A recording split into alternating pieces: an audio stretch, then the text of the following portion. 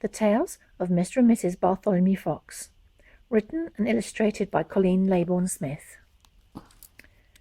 Today's story is called The Day the Badgers Were Invited to Lunch.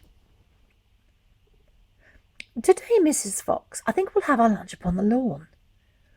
Oh, Mr. Fox! How pleasant, dear! Oh, said his wife with a little yawn. It's early yet, dear Mr. Fox, so I have time to see if our larder is quite full of food, as we will need plenty. And Mrs. Fox, I think it would be the nicest thing to do to invite our friends the badgers so they can be there too. So Mrs. Fox, she hurried off to search her pantry store, while Mr. Fox went to the badgers who only lived next door. The badgers were all very pleased. We'd be delighted to attend. You really are a generous fox and such a special friend.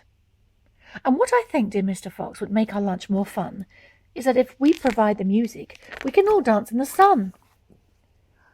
Oh, what a splendid thing, my friend, said Mr. Fox with glee. You really are the very best a badger friend could be. Then to his house he hurried back with the greatest speed. Oh, Mrs. Fox, I have some news, the very best indeed. But Mrs. Fox was crying hard, a sight that was quite rare. Oh, Mr. Fox, oh, what to do? Our pantry's nearly bare. Now we can't invite our friends. It's really such a shame. Without the food to share with them, our lunch is not the same. And I've only told the children, and they're excited so.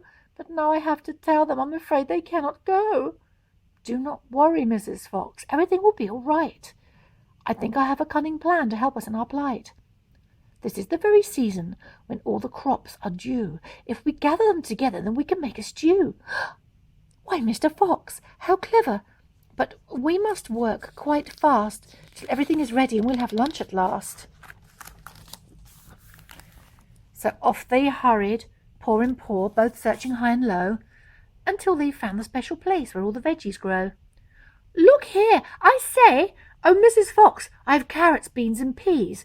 Can you find me some tomatoes and potatoes, if you please?